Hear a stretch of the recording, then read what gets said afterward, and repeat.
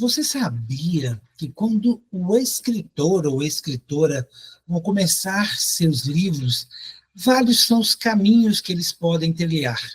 Inclusive, alguns escolhem trabalhar com romance, histórias de amor, outros já preferem histórias mais hot, ou um romance até mais picante, outros querem ir para o caminho infantil, trabalhar com histórias para as crianças, e até outros infanto-juvenil.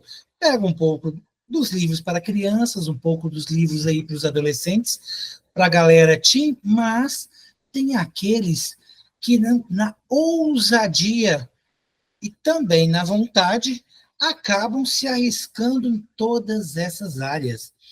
E muito mais interessante do que isso, alguns deles têm um olhar mais humanizado para a aprendizagem, sim, aprendizagem da escrita e da leitura.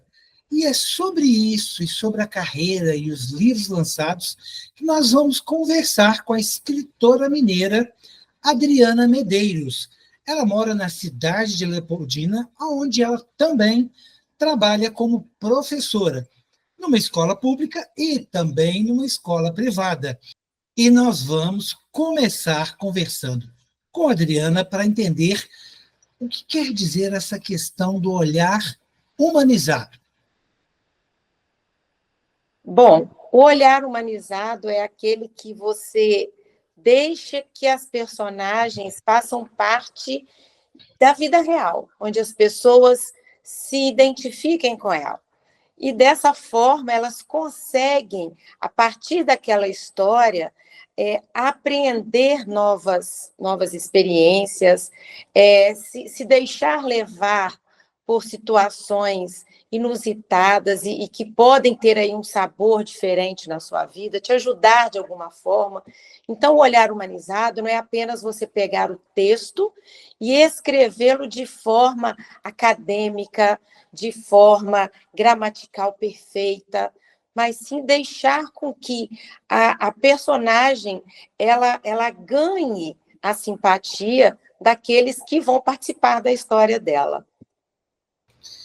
Nesse caso, então, Adriana, é possível que a gente encontre, talvez, pessoas da sua convivência como personagens das suas histórias. O escritor, assim como todo leitor, ele nunca deixa de colocar nas suas obras o seu próprio discurso, né? Então, nós temos o nosso discurso, as nossas ideias, os nossos conceitos, os nossos valores, isso tudo depende aí da nossa vivência. Não tem necessariamente assim, caricaturas nas minhas obras, né? Mas são personagens passíveis de verossimilhança. Então, muitas vezes as pessoas realmente se identificam. Essas histórias, você trabalhou já com 4 livros, né? Você lançou primeiro um romance, depois você veio com um infantil, um infanto-juvenil, e agora o último que você lançou, um outro romance. Estaria, por acaso, a Adriana perambulando por essas histórias? Em uma em especial, a que eu lancei para os adolescentes, né, o infanto-juvenil, As Doces e Amargas Descobertas de um Adolescente, que foi uma obra que surgiu do pedido do meu filho. Mãe, você escreve romance, você já escreveu livro infantil, e você nunca escreveu um livro, né, voltado para o grupo jovem. Ele tinha, na época, 14 anos, mais ou menos. E então eu falei, verdade, eu preciso ter esse olhar agora para o jovem. E eu tenho que admitir que a mãe que aparece na história é muito parecida comigo. Aí lembra um pouco o Paulo Gustavo com a própria mãe dele, a Dorodeia, né? que ele caricaturizou lá nos filmes, né? Do que ele faz. Agora, esse título, Adriana, Doces e Amargos, é um pouco aquela história da música A Dor e a Delícia de Ser o que se é? Bom, de imediato não, porque dores, né, as doces e amargas descobertas, porque o mundo do adolescente, ele é um mundo assim, né? O adolescente, ele chega até a assustar um pouco. Eu não gosto daquele termo aborrecentes, principalmente porque eu trabalho com adolescentes. E todas as vezes que o adolescente ele tem uma questão emocional mal resolvida, muitas vezes ele não tem aquela sabedoria que o adulto tem, ou de se calar, ou de procurar ajuda de uma forma, né, conversando com alguém. Então, ele começa a ter reações. E foi sobre esse olhar que eu coloquei o livro, né? Então, tudo que ele descobre, ele percebe que tem um lado doce e, às vezes, também tem um lado amargo, porque todo aprendizado ele traz alguma mudança, não é verdade? E o aprendizado ele faz com que você tire um pedacinho da sua casca antiga para que nasça uma casca nova. Então, as doces e amargas descobertas de um adolescente. E você pode citar para a gente, assim, como um pequeno spoiler, uma experiência doce, né, dessa turma que você tem aí no livro. Não sei se você está trabalhando com uma turma, ou às vezes um ou dois personagens, uma experiência doce, uma experiência amarga, para a gente deixar, assim, aguçar a vontade do nosso telespectador do canal no YouTube, do ouvinte no podcast? Sim, a história é a história de Beto, né? Um jovem que está saindo do ensino fundamental 1. Para quem não entende muito bem essa linguagem didática, né? Ensino fundamental 1 é quando a criança sai do infantil ali, né? Do 5º ano e vai para o 6º ano, que aí ele começa ali do 6º ao 9º.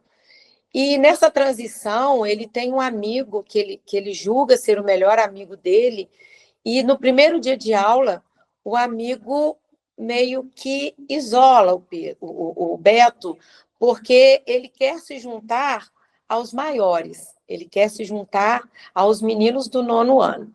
Então, o Beto já percebe ali que a amizade do amigo já não é assim tão forte quanto ele imaginava. E uma descoberta doce é que uma das amigas novas da sala, que é a Carol, né, ele se encanta por ela de uma maneira muito inocente, muito gostosa, muito doce. E então ele começa a descobrir que as meninas não são tão chatas assim. Porque para os meninos, até uma determinada época, as meninas são insuportáveis, né? A não ser aquelas que gostam das mesmas brincadeiras que eles. As demais já não são tanto. Então, o Beto começa a passar por essa transformação de olhares. Nesse caso, então, além desse processo, vamos dizer, a efervescência dos hormônios dessa época, né? E também a questão de vamos encontrar alguma coisa aí de discussão sobre o bullying, vamos encontrar questões aí, de repente, às vezes envolvendo as drogas, relacionamentos pais e filhos? Sim, temos uma situação bem complicada e que o Beto, junto com os amigos, vão ajudar um outro amigo a sair dessa situação, né? E essa situação envolve realmente uma questão com drogas e também uma questão familiar que o menino vive. Essa questão familiar é um dos gatilhos, né, para esse envolvimento com essa situação meio perigosa na qual ele vai se encontrar. E é interessante porque muitas vezes os pais passam, às vezes, distraídos por esse processo, né, de entender um pouco questões que ligam às redes sociais, questões que ligam, às vezes, até o próprio consumo ou iniciação em relação a questões das drogas.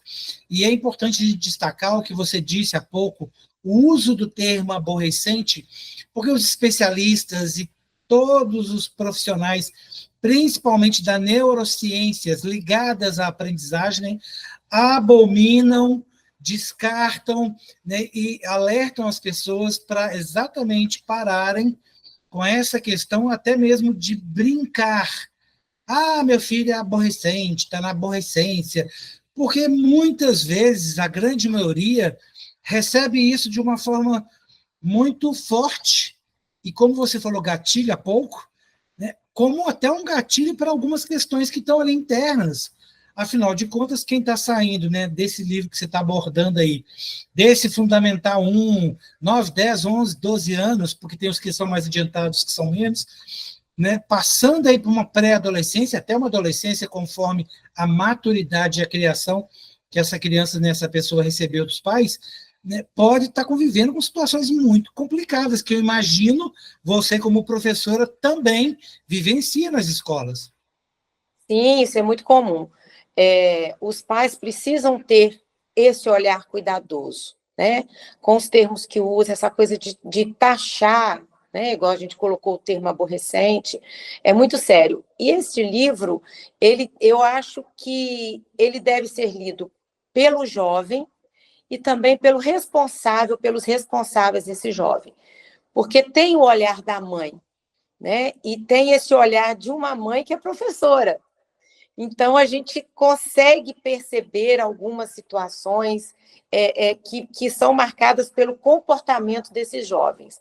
Então, as mudanças de imediato costumam ser muito sutis. Depois é que as coisas vão se agravando um pouco, né? Nessa história, os jovens tiveram aí o apoio dos responsáveis, numa certa parte. Primeiro, eles tentam essa ajuda pelo amigo, né? Ajudar o amigo de forma independente, até que uma autoridade chama a atenção deles e fala assim, não, esse assunto aqui precisa que vocês tragam os responsáveis de vocês. E um dos problemas para eles é exatamente essa insegurança de como abordar os pais. Como eu vou falar com os meus pais que isso está acontecendo?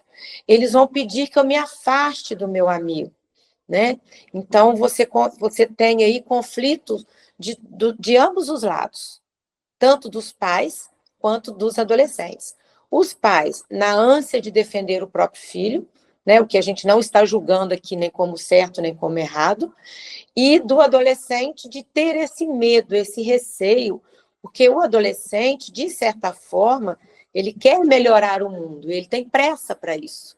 Ele acha que ele consegue da maneira dele, mas a gente sabe que tem outras questões envolvidas. E quando eles conseguem chamar os pais para dentro desse problema, a coisa ganha uma proporção maior e fica mais leve, fica mais fácil.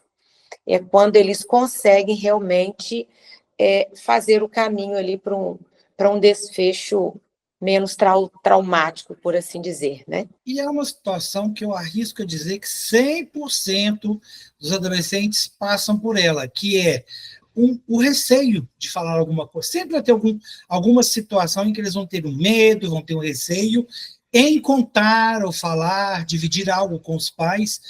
E aí entra essa questão de você, pai, mãe, né, os responsáveis, saber manter o canal aberto ou deixar os filhos confortáveis de uma maneira tal, né, eles ficarem confortáveis de tal maneira que eles consigam se sentir à vontade para contar. E uma outra questão que traz, como eu já deixei, né, que a mãe dessa história tem muito de mim, um dos caminhos que eles encontram é o professor, né? Então, a gente tem que saber que o professor, ele não é só passar ali o que ele sabe, né? Ele não está, como diz outro, distribuindo conhecimentos. Ele tem uma relação pessoal com esses adolescentes, né? Com os alunos. Nós temos essa relação. E nós percebemos muitas coisas, muitas mudanças que esses adolescentes passam no dia a dia durante as aulas. Porque em casa, o adolescente, ele tem lá o ritual da casa dele. Fora da casa dele, ele vai agir sozinho, por conta própria. Então, ele está exposto a diversas situações. E a escola aparece muito participativa na resolução desse problema, né? E na ajuda para colocar os pais em ligação com esses adolescentes. E vamos aproveitar que a gente já está falando do infanto-juvenil, você traz a sua mesma experiência de professora para o seu infantil, quando você aborda, quando você lançou o livro, Tem alguma coisa por trás também, com várias temáticas nesse sentido, ou não? Sim, o infantil, ele é um desafio, né? Todos eles são, mas o infantil você tem alguns cuidados diferentes. Então, por exemplo, esse livro são 7 histórias nele, e eu abordo alguns valores, como, por exemplo, o amor pelos animais, a coragem, né? Tem um texto que é apenas uma brincadeira, e tem um que é especial, que é o Poema das Mudanças, que eu faço uma releitura, vamos assim dizer, de algumas histórias infantis. E uma em especial é da lebre e da tartaruga, que a lebre, ela aprende, depois de ela ter perdido para a tartaruga, ela começa a transmitir a ideia de que é preciso vigiar o que vai no coração. Porque como ela não vigiou o que foi ao coração dela, ela se tornou extremamente vaidosa, né? O que fez com que ela já olhasse para a tartaruga e pensasse assim, sou muito melhor que você. E ela aprendeu que não é assim que funciona, né? Então, eu sempre tive esse olhar diferenciado com o infantil, porque a criança, você tem que passar para ela mais através do exemplo do que propriamente da palavra, porque a criança ela não tem tanto esse poder de abstração como nós temos, né, do sentido figurado que nós temos. Então, são preocupações diferentes. Um outro ponto é a respeito da ilustração, né, que tem que ser algo chamativo. O desenho chama a atenção da criança. Tem um texto que é do robô, que eu peguei uma linguagem na internet, S2, um robô de coração. Por que S2? Lembra desse código que nós usávamos na internet para poder, né, falar de amor, de coração? Então, eu usei essa linguagem para colocar aqui na minha história, e aqui acontece o patizum, como se fosse uma palavrinha mágica, né, em que o menino se encontra com o robô vai se encontrar com o menino durante um sonho dele. E esse menino, ele é cadeirante. Então, na vida real, ele não pode correr com o brinquedo, ele não pode brincar, né, livremente com o brinquedo, mas eles se encontram nos sonhos. E quando acontece esse patizum, é que a magia da alegria acontece na vida dessa criança e ela se apaixona pelas histórias. Ela vê que nas histórias é possível sonhar, correr, brincar. Como que se deu esse processo para você? Porque muitos escritores falam da dificuldade de escrever para crianças, e alguns admitem que até não se arriscariam. E você começou com um romance, e depois você foi para o, né, infanto-juvenil e depois para o infantil. Como que foi esse processo? Isso não foi um receio? Você não teve uma dificuldade? Como é que isso aconteceu para você lançar essas duas novas obras para um público completamente diferente do seu primeiro livro? Olha, por incrível que pareça, foi um processo muito natural. Nasceu mesmo de vontade. Como eu trabalho também com a educação infantil, que eu dou aula também, né, para essa faixa etária, e eu sempre inventei histórias para as minhas crianças na sala de aula. Contava algumas histórias de livros, apresentava autores, né, e tudo, mas sempre inventei histórias e deixava que eles também inventassem histórias.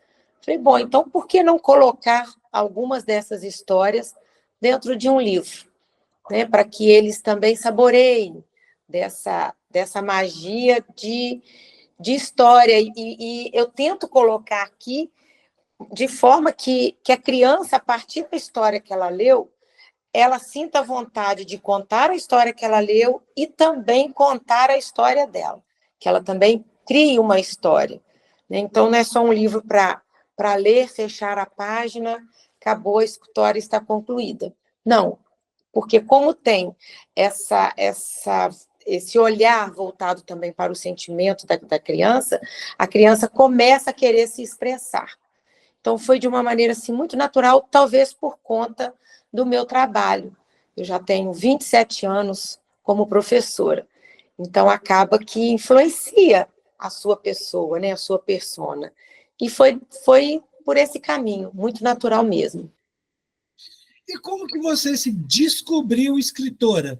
Porque você começou a escrever tem cerca de 5 anos, né? Isso já veio lá de trás, ou foi agora que, né, há 5 anos que isso... Como é que isso aconteceu para Adriana? Bom, desde criança eu conto histórias.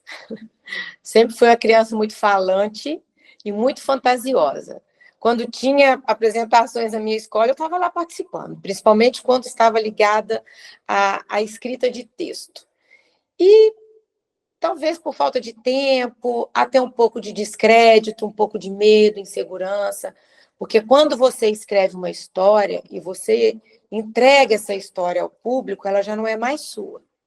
Então, você está aberto ali a diversas opiniões, opiniões positivas, opiniões negativas, mas opiniões que vão mexer com o seu sentimento, porque, querendo ou não, né, aqui tem um pouco de você nessas histórias. Né? Então, eu sempre escrevi, sempre estive envolvida com escrita. Quando era mais jovem, tinha um jornal aqui na minha cidade, e às vezes eu escrevia textos e mandava para esse jornal, isso aí com 13, 14 anos, e sempre gostei. Tinha meu livro, o meu caderno de escritas, onde eu colocava ali tudo, toda a minha vivência. Não era bem um diário, mas era um caderno onde eu criava poesias, histórias, e até que com a maturidade me veio a coragem de lançar uma história. E graças a Deus, né, a receptividade foi positiva, aí me deu mais coragem. Então, eu resolvi mesmo me lançar nessa área aí. Conta aí, mostra aí para a gente o seu primeiro livro, conta para a gente, foi uma inspiração, foram situações que você viu no seu dia a dia que te inspiraram, não, você queria puxar algum tema, alguma questão para discutir, de onde surgiu aí, então a ideia para esse projeto aí? Bom, o primeiro livro foi esse aqui, Um Amor, Meios Problemas. Eu sou apaixonada por essa capa, eu acho que ela transmite muito a ideia do livro, né? Porque é um romance, mas não é um romance pesado, tem umas partezinhas picantes, mas nada muito voltado só para isso, né? Mas eu acho que é um conjunto, sabe, Edmilson, de vivências, porque essa história é a história da Mariana e ela se apaixona por um homem mais velho e que não é da sua cidade. E eu acho que toda menina já teve aí um amor platônico, né? E uma experiência muito legal que esse livro me trouxe foi de uma senhora que ganhou ele de presente. Ela me ligou, falou comigo assim: "Ai, eu não acredito que você contou a minha história no livro." Então, são histórias, igual eu já tinha falado antes, né? De pessoas comuns, que se a gente parar para observar, todo mundo já disse aquela frase assim: "Olha, a minha vida dá um livro." Então, esse livro nasceu também desse olhar, sabe? Para esses romances, para essas mulheres jovens, e que depois, com o passar do tempo, vão amadurecendo e vão vendo aí o que realmente é um amor de verdade, o que não é um amor de verdade, qual é o amor que vale a pena, né? Então, esse aqui foi o meu risco de escritora. E aí, nesse risco, então, você provavelmente deve se considerar uma pessoa romântica, né? Essas questões ligadas aí a romance, até porque depois veio mais um outro romance. Sim, eu sou uma pessoa romântica, mas eu sou muito mais observadora que romântica. Eu sempre observei muito as pessoas, os casais, as pessoas de um modo geral, sabe? Então, por exemplo, se eu vivo uma situação, eu me observo naquela situação. Como eu me saí daquela situação, eu observo as pessoas. Esse aqui Os Segredos de Vida Santa, A Cidade por Trás das Cortinas. Aqui tem um pouquinho da minha cidade, não vou mentir não, tá? Vou deixar passar. Porque é uma cidade pequena que recebe uma faculdade aí, ó, de novo ligada à educação, tá vendo? E esta faculdade vai mudar totalmente o ambiente dessa cidade e vai trazer pessoas novas. Então, diferentemente desse aqui, que é voltado para Mariana, né, a história dela e o desenrolar dessa história, esse aqui já me pediram a parte 2, mas eu acho que a parte 2 não fluiria tão bem, não. Esse aqui já tem várias personagens envolvidas, mas todas dentro do mesmo ambiente, vamos assim dizer, né? Então, tem a história de uma advogada recém-divorciada que se muda para essa cidade, porque ela vai fazer parte do corpo docente dessa faculdade. Tem a história de uma mãe que tem um filho sumido. Tem a história dos personagens antigos da cidade, que entram em choque com a cidade moderna que está nascendo agora. Tem um assassinato e o desenrolar desse assassinato. Tem uma questão meio política. É um livro bem interessante, diferente do outro, que exigiu um pouco mais de alinhamento entre os personagens, entre as situações, sabe? Eu costumo dizer que com esse livro aqui, eu acho que eu cresci um pouco como escritora, porque você tem que fazer uns arranjos diferentes. Eu diria que ousadia foi a palavra para a Adriana como escritora nesse livro, porque fazer essa costura com tantas questões diferentes, né? Fazer uma mudança, que você está fazendo um processo que muda a questão cultural da cidade, né? A tradição, o hábito, e aí entra várias pessoas novas, você tem que lidar com vários personagens, aí tem a construção dos personagens, entra essa história que, obviamente, você não disse, mas deve ter um romance aí no meio, tem a questão do assassinato, então, assim, está perpassando aí por uma série de grupos, né, de personagens diferentes, situações diferentes, né, o que chama aí a atenção dos nossos espectadores aí no YouTube, também quem está nos ouvindo aí também no podcast. Não se preocupem, na legenda vai ter os nomes dos livros, com os canais para quem quiser comprar, para se interessar por essas leituras, porque a gente tem que aproveitar, né, essa possibilidade da diversidade para deixar a nossa imaginação viajar. E a Adriana vai contar um pouco para a gente, em termos de livros, Adriana, como é que eles entraram na sua vida? Né? Você tem essa companhia dos livros desde pequena? Não frequentava a biblioteca pública? Aqui na minha cidade, nós temos uma biblioteca pública. Hoje ela é um pouco menor, mas há uns anos atrás, aí, ela era uma biblioteca linda, linda, linda. E o nosso hábito era sair da escola e ir para a biblioteca. E nós ficávamos horas e horas naquela biblioteca. Não tínhamos internet na época. Então, nós tínhamos a Barça, e nós sentávamos naquela, né, aquela mesa comprida de madeira, sabe?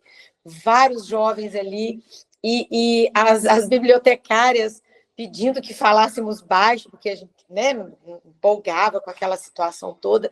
E quando a gente terminava o trabalho, nós íamos para as prateleiras pegar os livros para ler. Nós ficávamos ali, às vezes, por mais de 4 horas, porque tínhamos que fazer o trabalho e depois íamos para a seção dos livros e pegávamos livros e ficávamos lendo livros ali. Eu sempre fui apaixonada pelas palavras e pelo português. Eu queria falar bem o português. Eu assistia as pessoas falando bem o português, aquilo me seduzia. E eu fui fazer letras. E na faculdade de letras, eu me apaixonei pela literatura brasileira, mais do que pela portuguesa.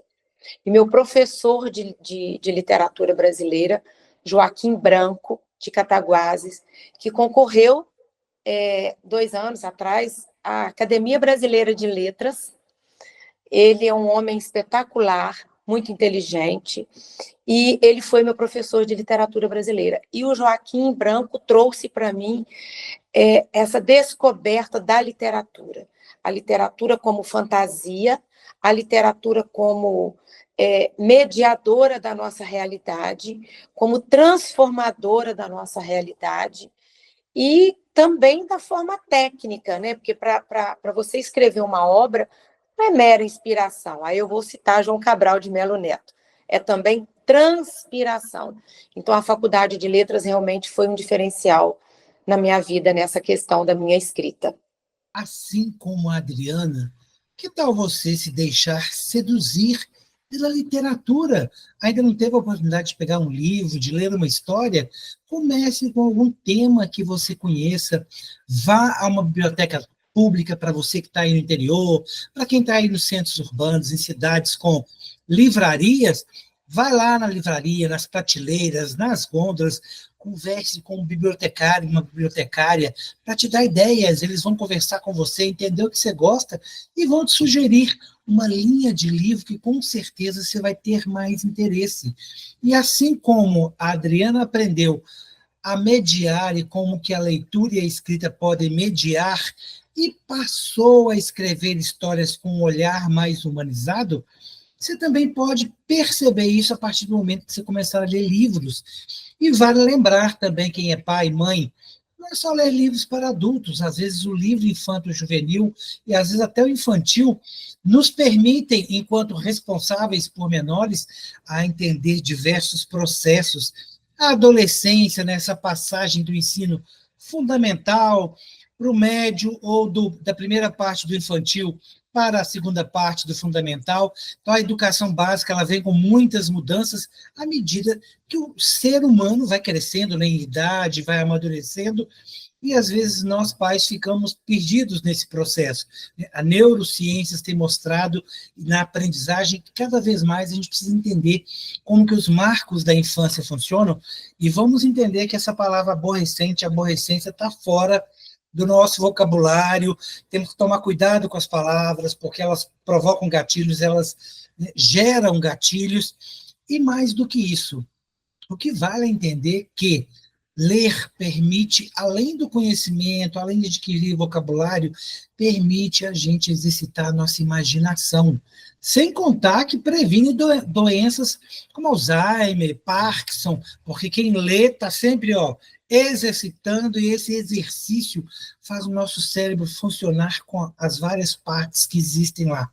Depois conheça um pouco mais, dá uma pesquisada na internet sobre o cérebro e vamos exercitar com livros incríveis e fantásticos da fantasia, do romance, às vezes de livros como o último livro aí da Adriana, que vem carregado de diversidade, trazendo aí uma faculdade para uma cidade do interior, um assassinato, um romance. E você, quer aprender mais? Ficou curioso? Quer entender como que isso acontece? Siga aqui o nosso convite.